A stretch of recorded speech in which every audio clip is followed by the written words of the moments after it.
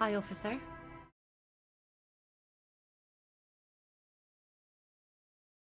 Anything I can help you with?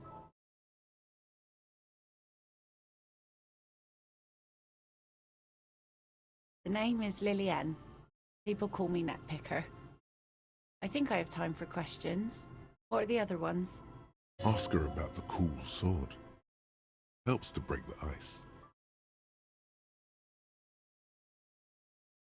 Unfortunately, the factory sold this one with a 3-year warranty instead of a story. It's to intimidate folks, mostly. It's a regular mass-produced sword, like a shovel or an axe. Nothing fancy, just for intimidation. From time to time, people need a lesson in respect. That's just the way it is. Back in the day, I caught the eyes of many men. And believe me, men need a lesson in manners from time to time.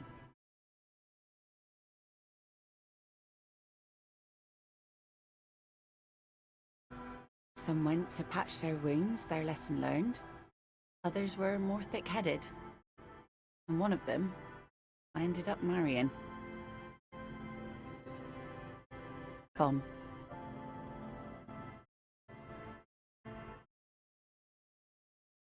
To the waves. The sea took him. It was a long time ago. He didn't respect the sea. Went out there, drunk like a skunk, and sure enough, one day the boat was found floating empty. A bloated corpse turned up 2 weeks later. Now, before you tell me how sorry you are for my loss, know that it was 4 years ago, and I've moved on. There's only so much mourning you can do for a drunk with sinewy muscles.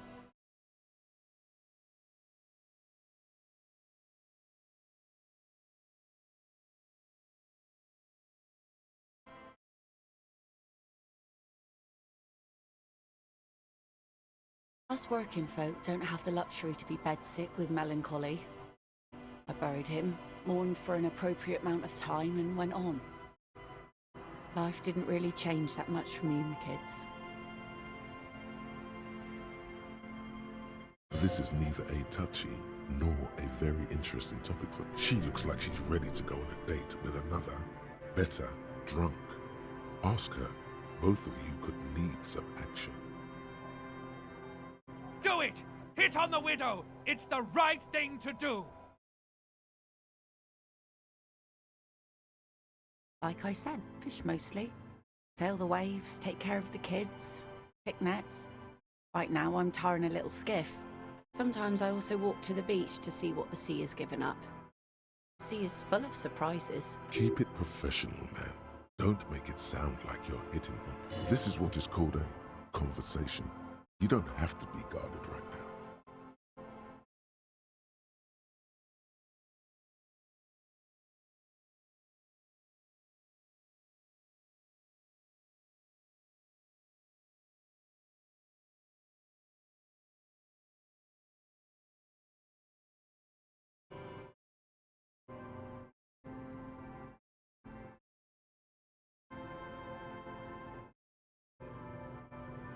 Wood, pieces of glass.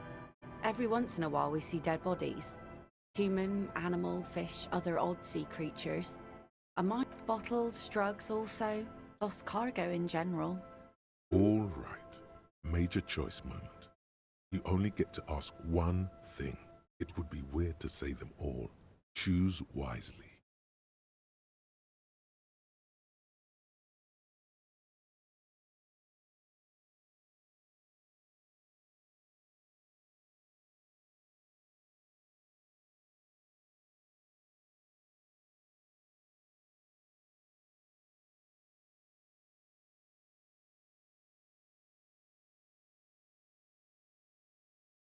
Well, you're barking under the wrong tree then, officer.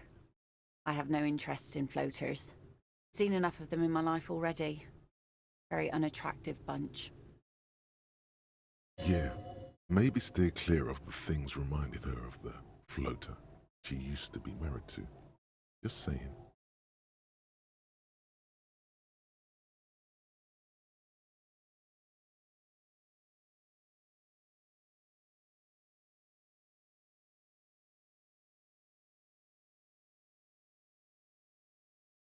Sure is. The sun, I call her, coated with a fresh layer of tar just yesterday. It'll take some time for it to dry, assuming the sunny days continue. Let's see. Who are you looking for? Well, how can I assist you then, officer? Oh? Who? Well, how can I assist you then, officer?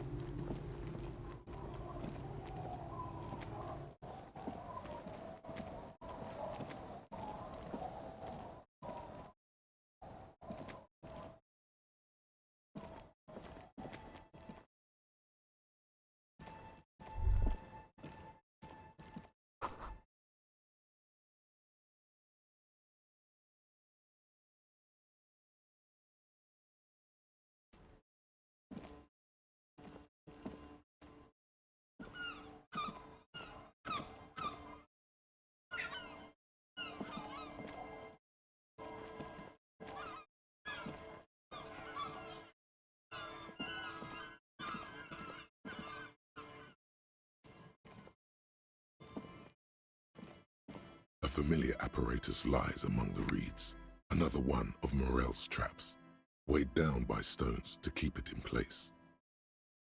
This trap is also full of panicked locusts, no sign of any cryptozoology. Another empty trap.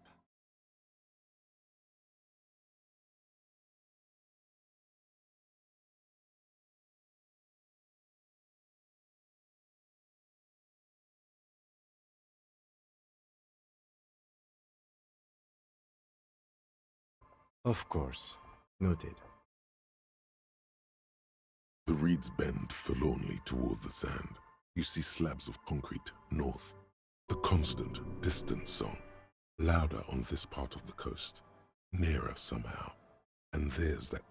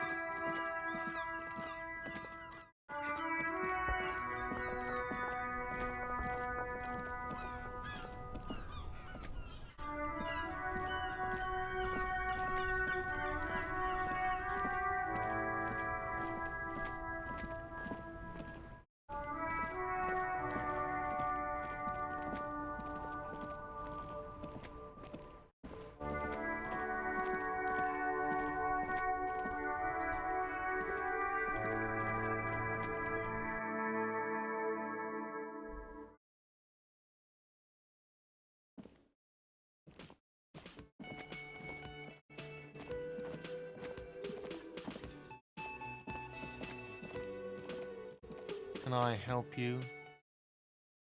What is this thing?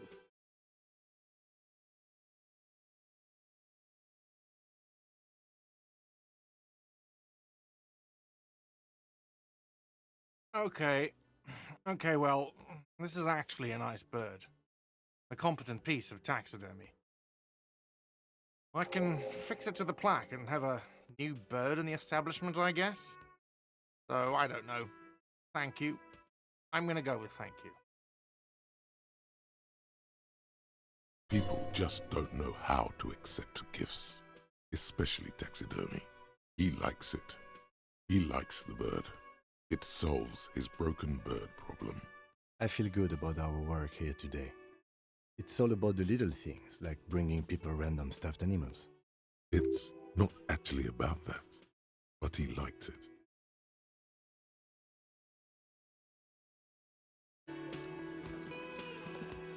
Oh, hello, dear. There you are again. Goodness, how is he? Did he say why he hasn't returned yet? He's fine, ma'am. As we had suspected, he couldn't get back earlier because the water lock on the canal was broken. Now he's just finishing up somewhere. Oh, yes. That's my Morel. He's bound to catch a cold staying out there for so long. But I am so relieved to hear that he's okay. Thank you for putting an old woman's heart at ease, if even a little.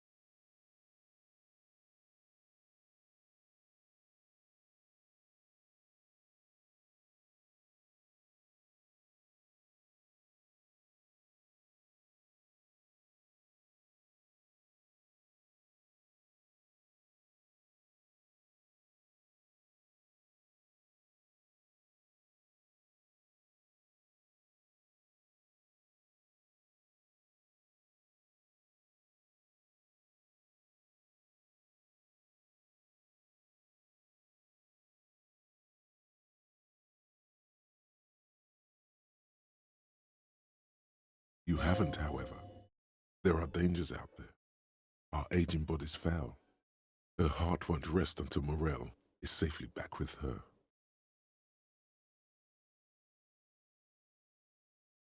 Oh, you don't want to hear about some old woman's ramblings. Yes, sweetie?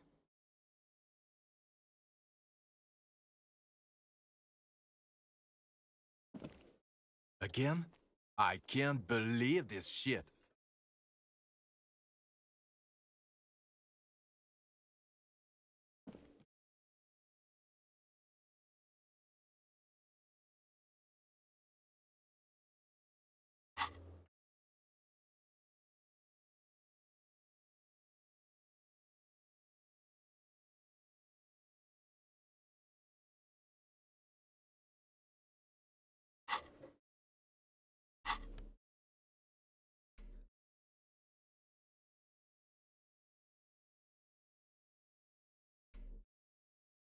A police badge on which you see the photo of a man. You. Some seaweed is stuck to the back. The man keeps winking at you, with his green-grey eyes. The photo is old, no doubt, but the badge is new. You used an old photo for a new badge. Good choice. A newer photo would look different. 8, maybe 10 years. The guy in the picture is rather good looking. He's got a nice haircut and is distinctly lacking in massive sideburns. What do you think? His face is already contorted by the expression. Although it looks less grotesque on him, the badge in your hand shines as you rotate it, catching light. You see lines of information on it, and a shining watermark.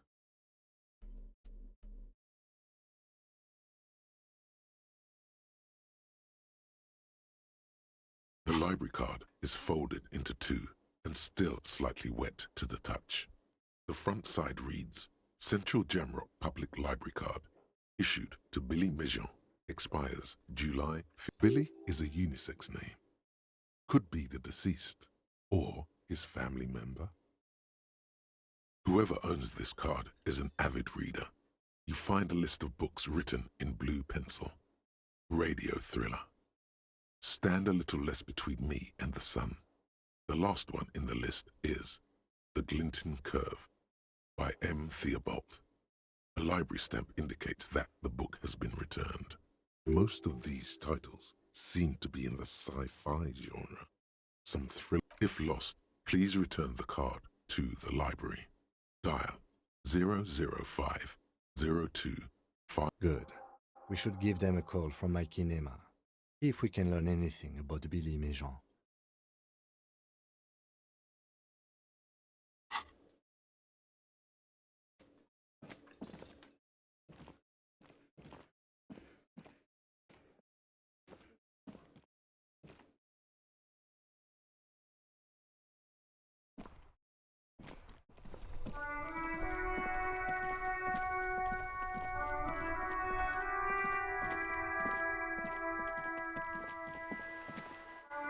Hello again, sir.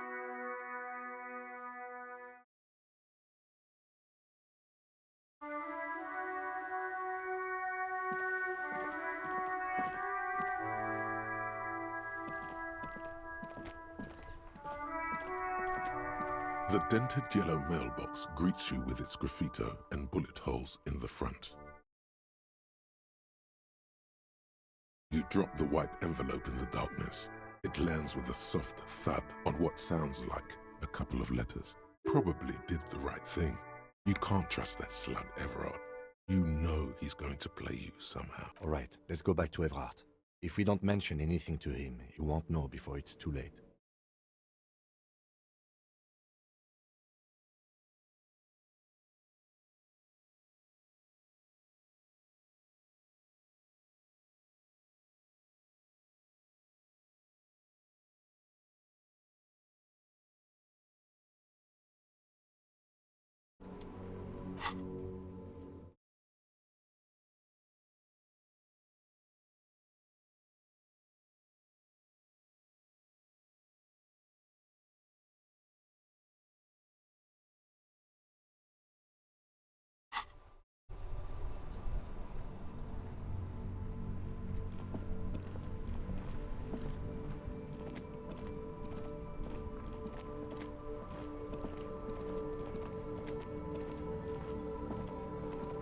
Inside, you see a set of steering levers, a radio microphone, a pull-out toolbox, and the soft glow of the fuel preheater gauge.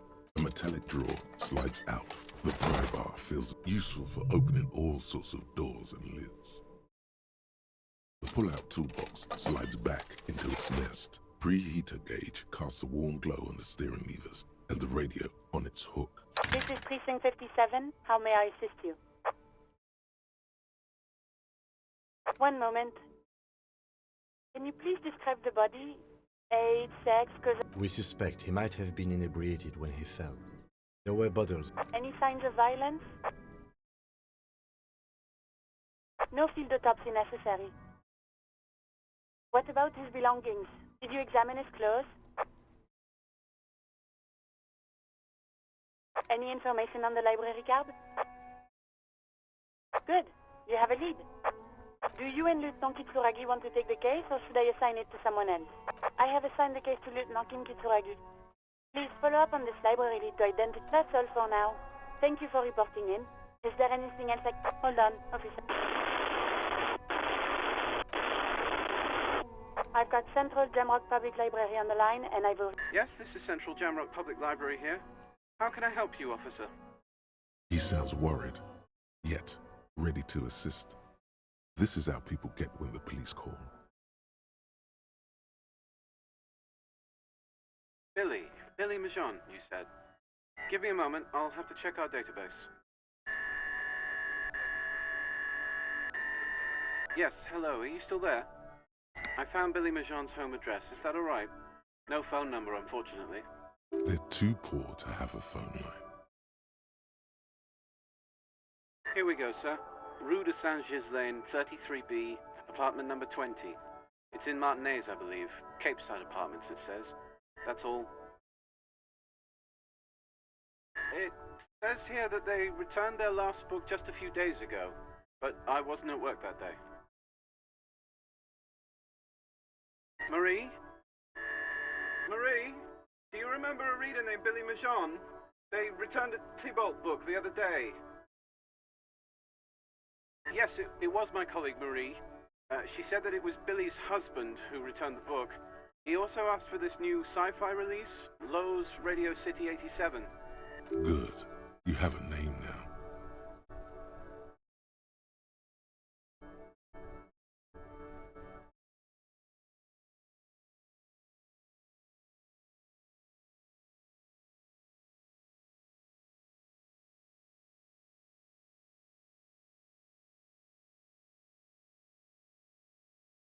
Marie knows Billy. She's been working here longer than me. Sometimes her husband returns some books for her. And then goes for a little drink later. On the lookout. Sorry, no. Marie only knows him by sight. Marie? She said it was an older man, and that she's pretty sure he'd had a drink or two the last time she... 1 second. Sorry, Marie wasn't really paying any attention to that.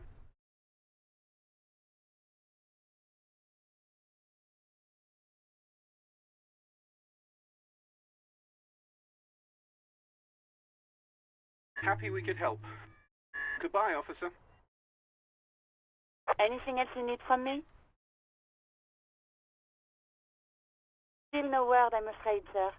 I know it must be frustrating. Was there anything else you wanted to ask? 57th, over. In the cabin, you see a set of steering wheels.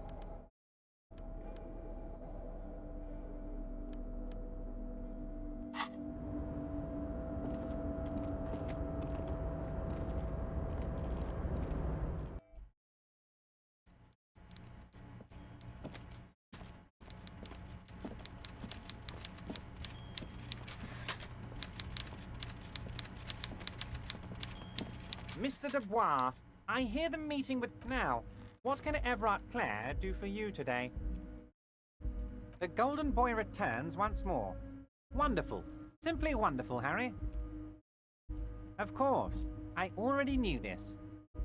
My friend, the mailman, confirms the letter is on its way. You've done a great thing today. You've given the children of Martinez a future and proven to be a true man of the left. I can finally trust you now. You're in my inner circle. You too, Mr. Kitsuragi. We can talk about anything. The strike, the murder, your lost gun. Oh, Bratan, you play the old man like a three-string banjo. He has no idea. Better not to gloat, sire. It is arrogance that gives the play away. You don't know his full plan. Perhaps he expected trickery. Perhaps the signatures weren't important. The point is, do not think you're ahead of him.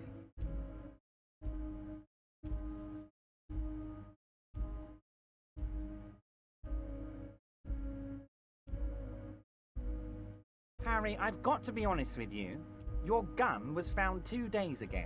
Withholding this information weighed heavily on me, but it had to be done.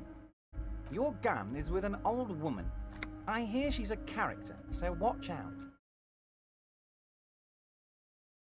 This must be the woman who bought the gun from Roy, the one he described as terrifying. Yes, the same one. I see you've done your research. The pawn shop made the gun easy to track. Crazy stuff, Harry. Selling your gun like that? Wild. Union Boy's gonna help you fix it. He winks at you. The neighbors of this old woman contacted my men because they trust me and the Debarders Union. Apparently, she was waving it around at the entrance to her building. Unfortunately, I don't know anymore. You're gonna have to go in blind, Harry. But she's an old lady.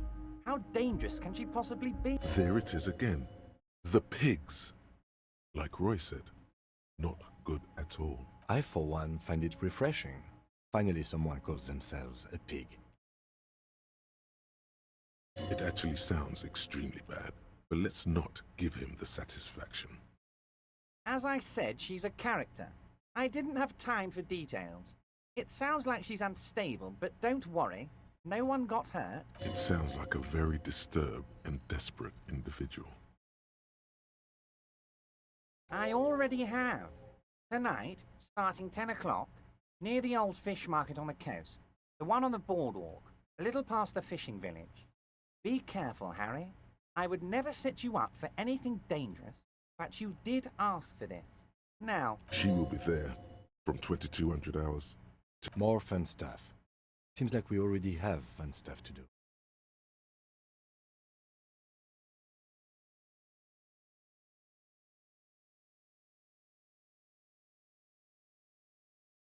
I did not, Harry. Although I am very, very glad he's dead. Why, a war, of course. And what do you have to gain from a war? Victory, Mr. Kitsuragi. I have victory to gain.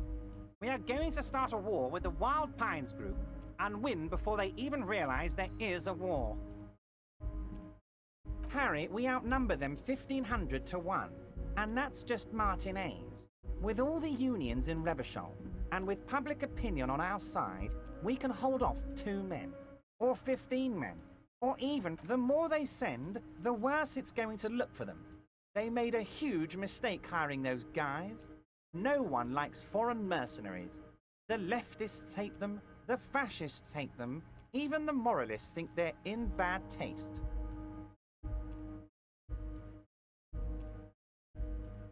Harry, there is no strike, only war. Class war. Or, in business terms, a dawn raid. Or wait. Is that when you still pay them something? Because we won't do that. We're not going to give nothing. We're going to take Terminal B away from them. The roads, the gates, the containers, that big crane, even the damn coffee maker. We're going to take all of it for the people, and fuck Wild Pines. So that's why you haven't let Joyce in? Yes. It's also why I let that midget Gaumont go. He's too nice. I can't put him through this. Plus, he knows how to get in here. That woman can't tell her tits from her arsehole. She has no chance. Because we're friends, Harry. Besides, it doesn't matter now. You can go tell her if you want. It won't change the course of events. We have a... It's already happening.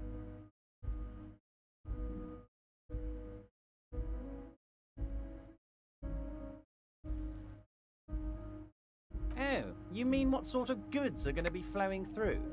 How am I going to replace all the contacts we'll lose once the poo-poo hits the fan?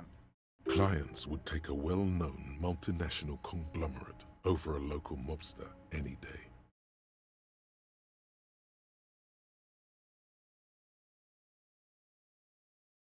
Sure, some will go, but mark my words.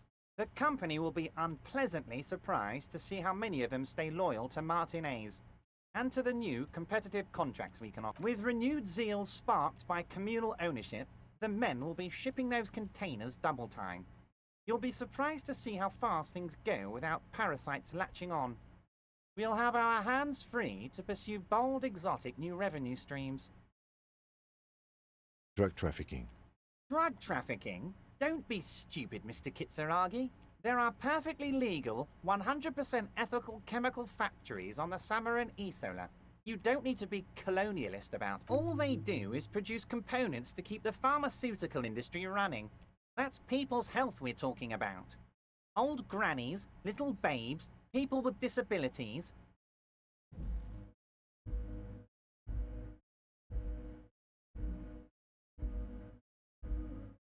So am I.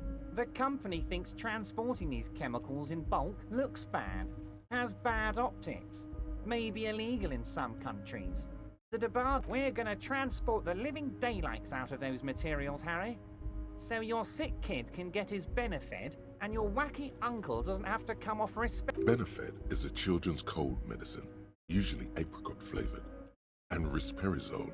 And the kids on the street can get speed and pyrrolidone. I'm an old-fashioned guy, Mr. Kitsuragi. I sometimes grab a beer with the boys, but I have no idea about the things you just meant. But if I were to supply ingredients for some sort of rainbow party, I would make sure the Union took a fantastic share. And I'd keep that stuff far away from Martinez. He's basically admitting to it.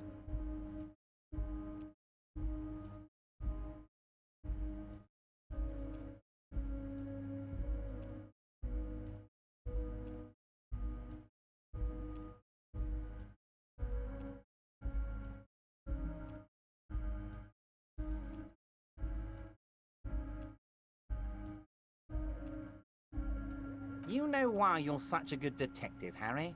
You don't get sidetracked. You care about the people you're supposed to protect, not some systems that may or may not be unethical. Anyway, let's not focus on the sensationalism of the drug trade. This hypothetical drug trade is all anyone ever seems to be interested in. It would only be a small part of the harbor's turnover. Just like, let's look at the big picture. Martinez as a whole. There are little girls out there with dreams of making music. Young mothers who want to start businesses. Models who want to walk catwalks and steel welders. I'm gonna unite them all into one economic body. We're gonna incorporate this place to Kingdom Come. Everyone's gonna be in on the wealth. And everyone's gonna pull their weight.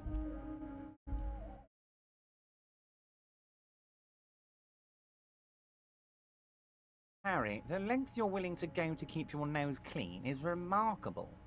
You will always have a warm bed in Mr. Clare's household, my friend, and a special place in the future of Martinez.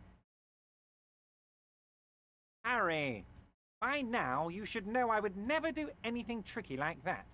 However, if the construction noise and limited street access makes some people consider moving,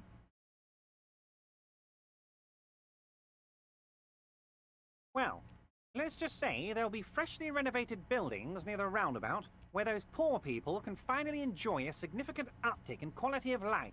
I'm talking real affordable workers' palaces. So the village is doomed.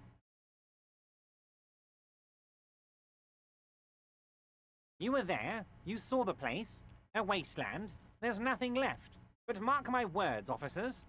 We are going to reset it. Reset.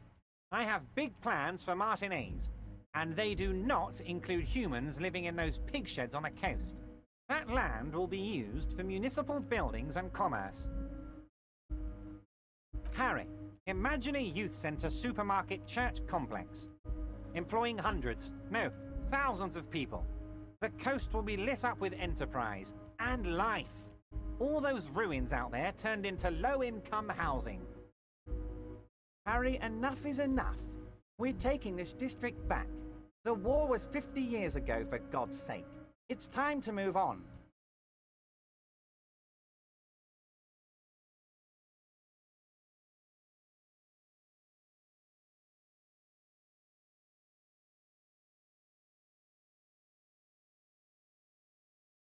I accept your salute, Harry.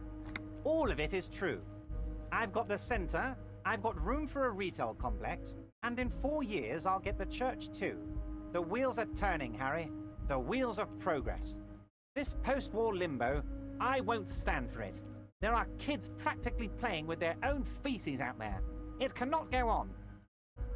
There is true indignation in his voice when he speaks about the state of things, and even a touch of pain.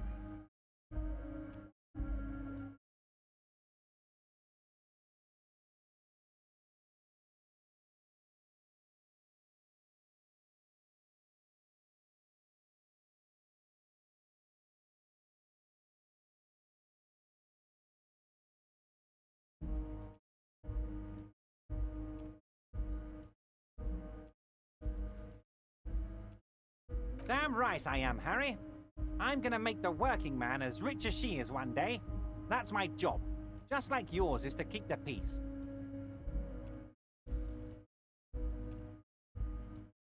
We're way past specific union members now. This is the big time. We're talking... You can bother Leonard with that. He loves to run his mouth on such matters. But I'm in big time mode, Harry. Great, Harry, great. This has been so great. I'm sorry we don't have more fun things to do together, but if you ever feel like bouncing something off me, my door is always open. I'm always happy to educate and entertain you, my friend. Very nice.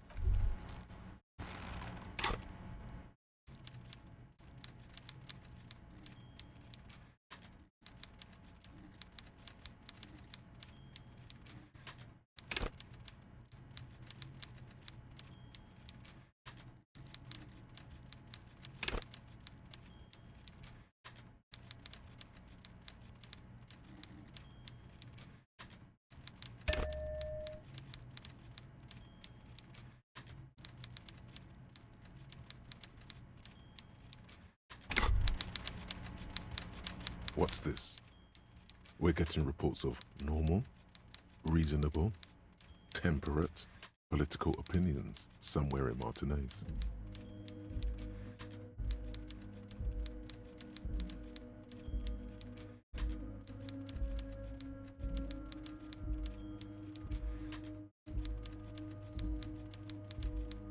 The air suddenly feels calmer, more transparent in a strangely tender way.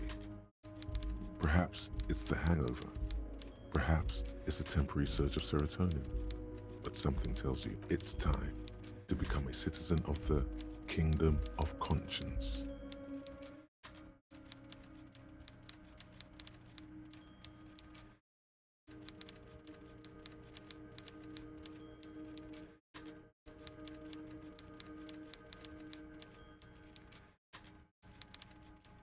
It is not a place. It is a moment in time that can only arise in the right circumstances. In all of human history, it's only been achieved a handful of times. Incrementally.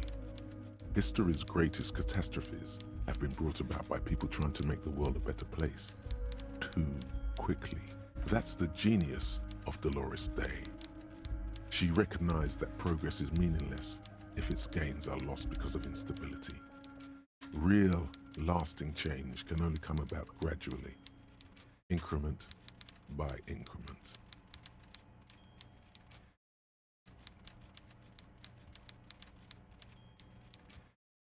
Tisk tisk.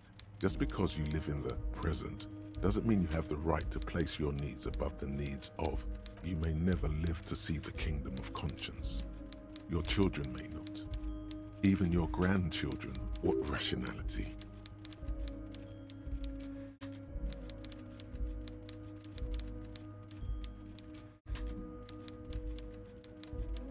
Do you believe the status quo is preferable to chaos and bloodshed?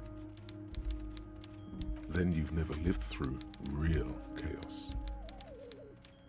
Sometimes, in the face of great disaster, defending the status quo is progress.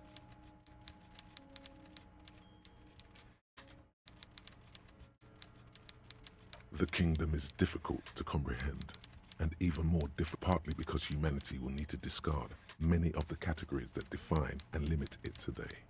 It's also post-industrial, post-ideological, and even post-sexual.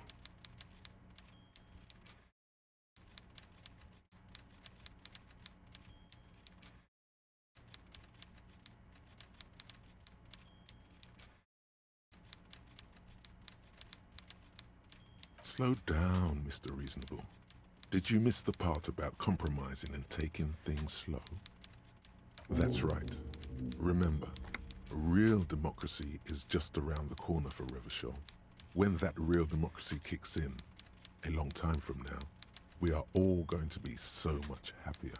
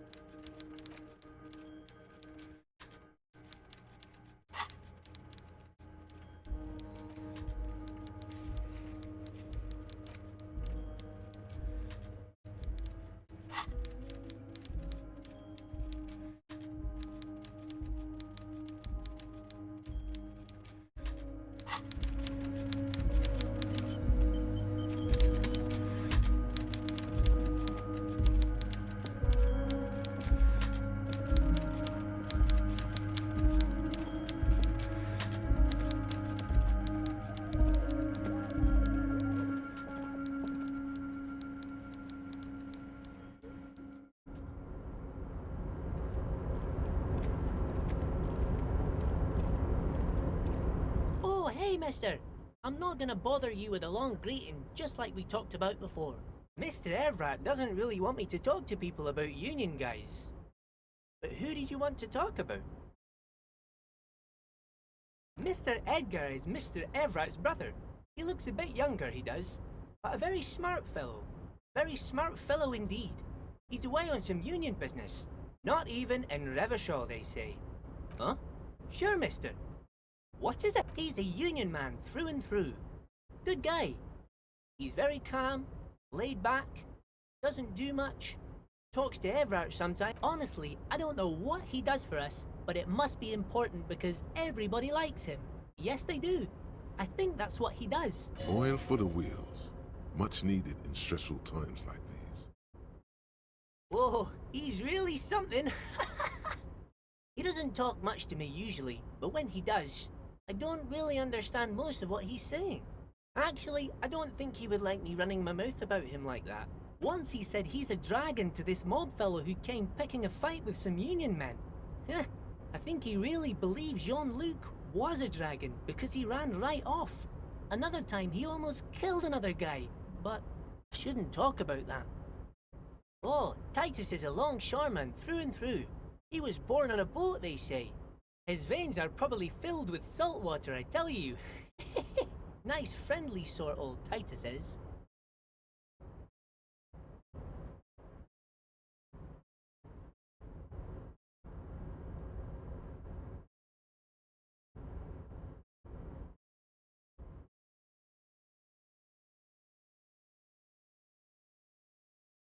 He's probably one of those rare specimens who are born when two drunk seamen stumble on top of each other on the deck amidst a storm so violent it flings whales around.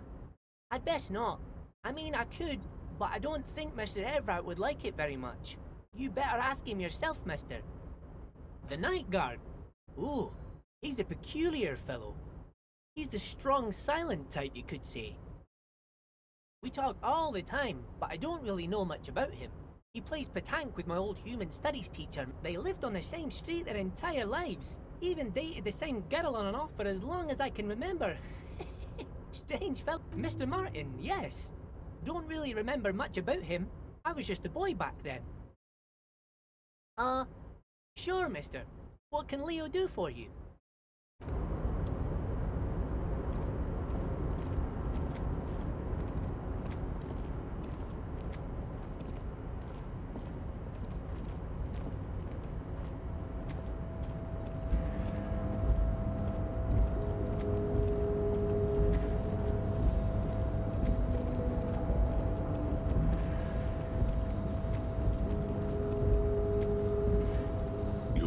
Before the cargo container.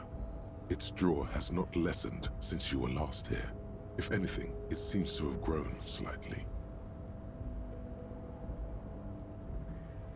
You attempt to turn the handle, to no avail. To your left, the lieutenant considers your actions with some puzzlement.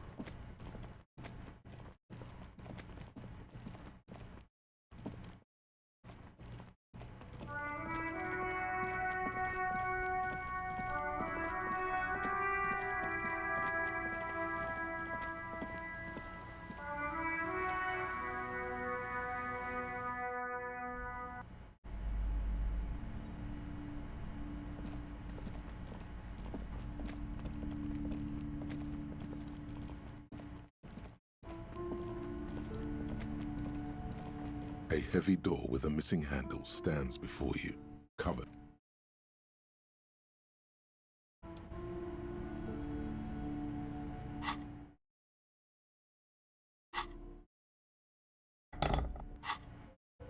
A heavy door with a missing handle stands before you, covered in dozens.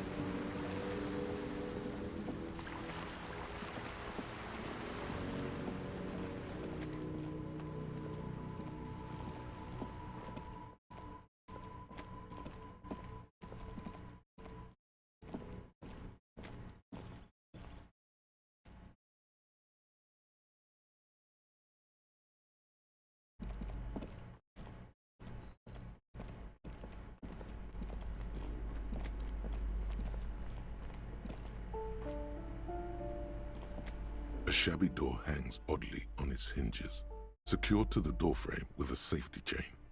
An unpaid energy bill is attached. Threatening no response. You'll need to equip the chain cutters to enter. Snip right through the metal.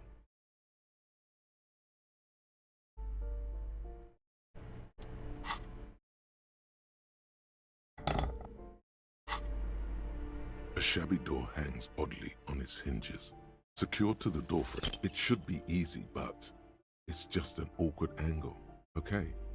The door doesn't really open wide enough to really get the cutters through. You can't get the leverage you need, and the cutters are blunt. And the chain is... Trouble with the chain, officer?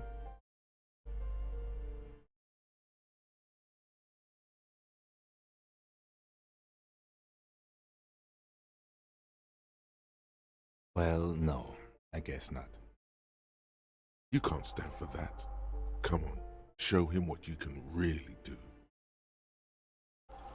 Snip, so much for that goddamn chain. I know there's no stopping you, but let's at least make this quick.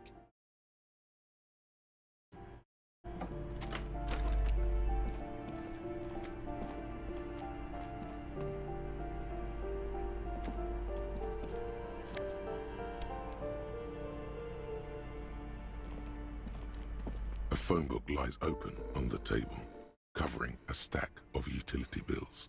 Right next to it, in plain sight, sits a small bottle of amphetamine, conveniently equipped with a straw. Good. The minuscule amount of amphetamine doesn't interest the lieutenant in this. You pocket the bottle as if it were the most natural thing in the world.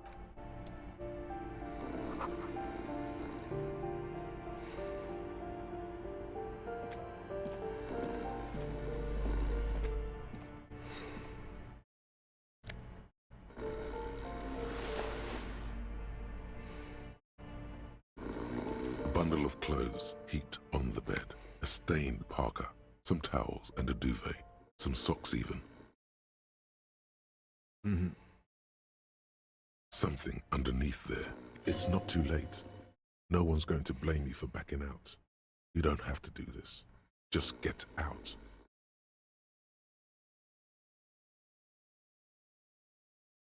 Your hand touches a greasy duvet covered in cigarette burns and ketchup stains. You hear a growl. There is something alive underneath it. You see a 60-year-old, fat, red-headed man passed out from large amounts. You don't have to take him down. He's already down. Well, judging by the color of his hair, The lieutenant's right. The man's unwashed hair bears a familiar ginger tone. Even the hair on his chest is coppery. The light from the window falls into his half-open eyes.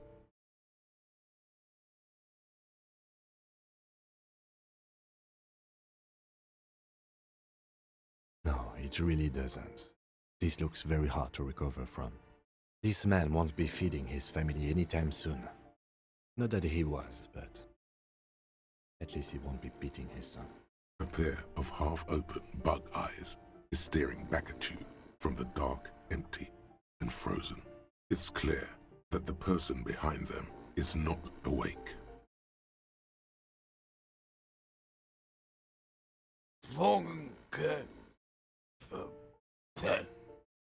Look, he's trying to communicate.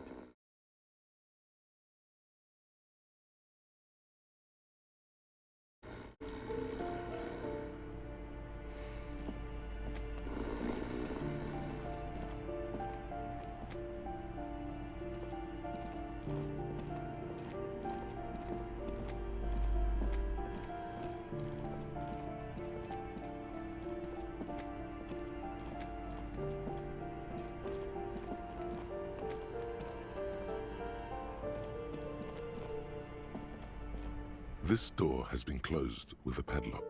A chalk-drawn number on the board says, number 11.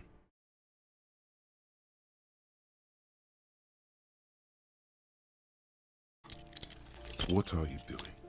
You're trying to cut the body of the lock with the chain cutters, and it's really not. I believe it's the shackle you mean to cut, Detective. He's just trying to help. Don't take it bad. Relax. Perhaps you should give it another go.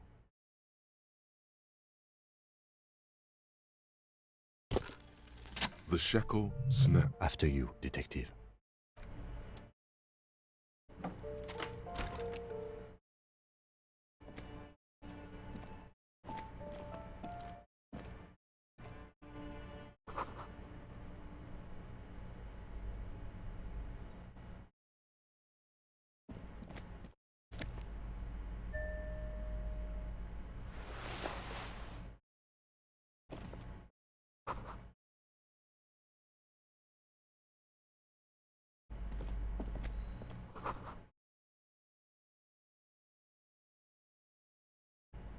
A plaster cast bust depicts a middle-aged man with impressive sideburns.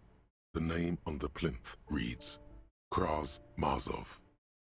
The White Star, the photos on the wall. I think we have broken into the apartment of a young communard. How fitting.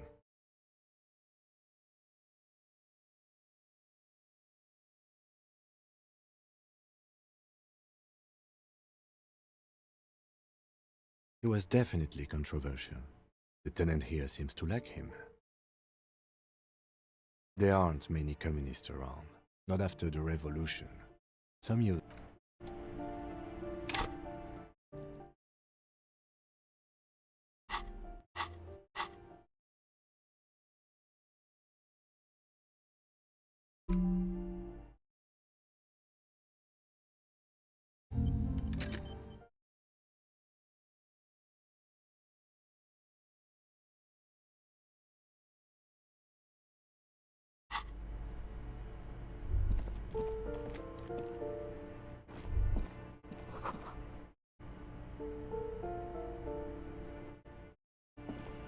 A plaster cast bust.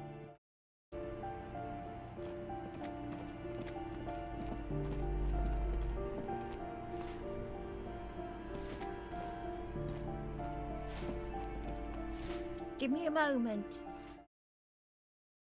It's about Victor, isn't it? It's always about Victor with her. You'll find the Maisons in apartment 20 upstairs. It's one of those doors on the balcony.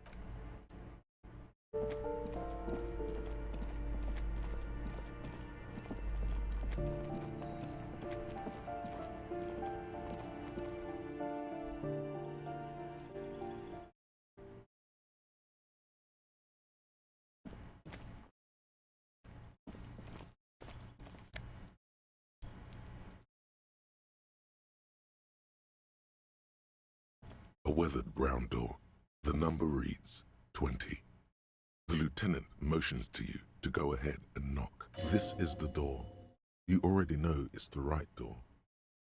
This... Don't knock! Just leave! You don't need this! You don't need to sad it up! You're right. Let's talk this through. We have our first preliminary identification.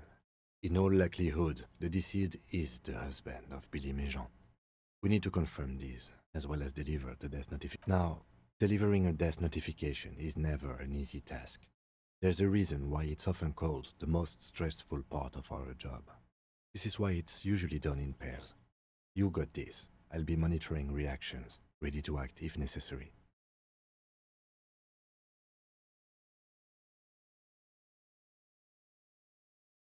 The lieutenant motions towards the door. Hello? Who is it? The police. A moment, please give us a moment. There's fear in her voice. Come in, the door is open.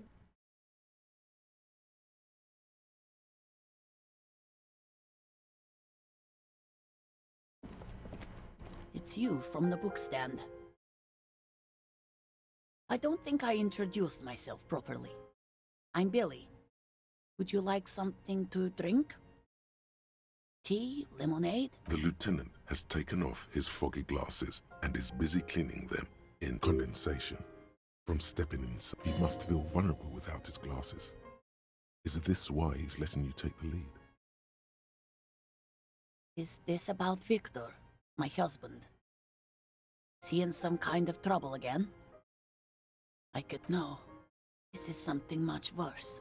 Is he in a hospital? How about some small talk before you break the news? Definitely no small talk. This isn't the time or place.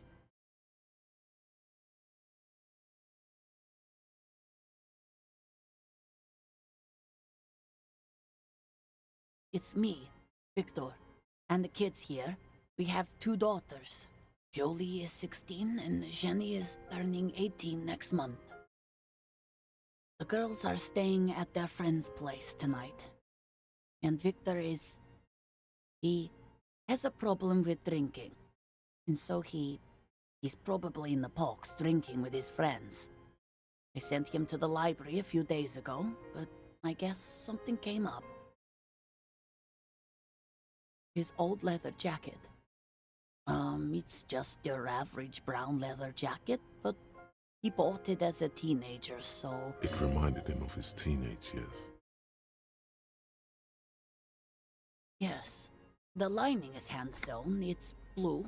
I tried to make the thing more weatherproof since he's run... No. I guess I'll find out when he decides to come back home. It shouldn't be long from now. He's never got just to return a book of mine. Why? Do something? Break something? It's a fool's hope. Yes. She folds her hands across her chest.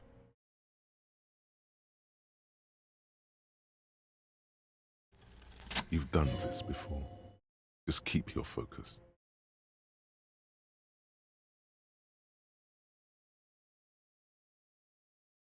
What did you say? Oh. Oh. But he was just... But he was just here. Alive. We understand this comes as a huge shock. I want you to know that me and my partner are here for you if you have any questions. What happened to him?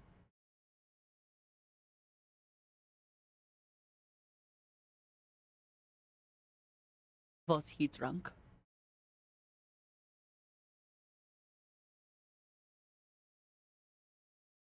I see. And you just found him there, lying in the cold. How long had he been there? If you say 2 days maybe, it will be etched in her mind forever.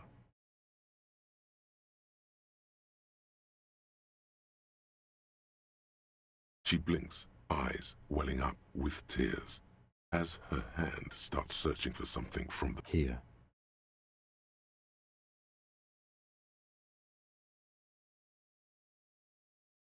No, no. I just need to tell my girls. Unreal. God. Should I call them? Should I tell them to come home? No. A day.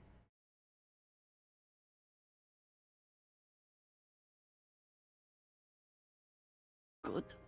It's probably the right thing. Just tell me, what do I need to do next? Where is he? We've taken him to the city morgue. The local coroner will be contacting you shortly to arrange the funeral. Here's his number in case you want to contact him earlier. A very good call. Is there anything else that the RCM could do for you? No, I'll call you if something comes up. I'm still... Thank you. Thank you for... We should step outside and talk.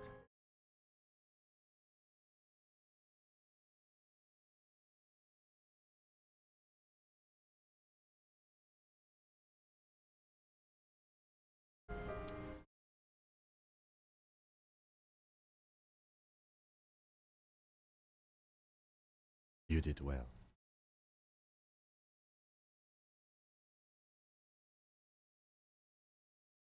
I'll call the station when we're finished with the day, and let them know the name of the deceased.